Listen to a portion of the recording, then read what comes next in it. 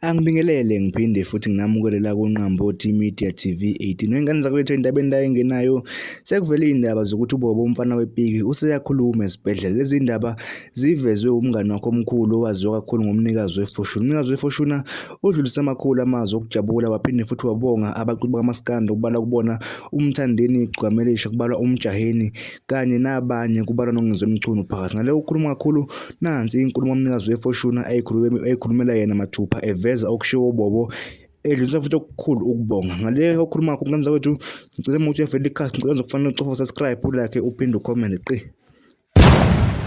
Mafumbe fubela umthamini nyembezi bathi asidli nabantwana isitona saphanga ngani ubuntu fuze kubo kaDlamini. Ngithe bangifika umfana wepiki bafana wafika ngibiza kanjalo. Ngayiphiwa uye vele lozobongo lezo ngabona ngathi hayi ivukile umfowethu ivukile yakithi. Bafowethu hayi ibinamahlaya insizwa ngibuya khona nje. Ngiyabonga kakhulu bafowethu nini nithena abanathi. Ngibonga kakhulu kungizwe umculo ngamagama akhayo naqwashisayo. Ngibonge kumcezo seFryhead maskandi artist ongithintile.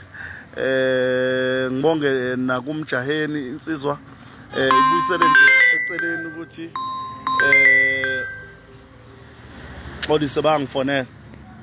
Ngibonge ingifonelile yakubuyisela eceleni nje ukuthi kwake kwakhona ukuthi ngaxhonza umphini ngawubhekisa ngakuye yabuyisela eceleni into zomsizwa. Bese ngibonga uSK umthandeni mfoko amanqele insizwa nayo eyaxhumana nje nomndeni.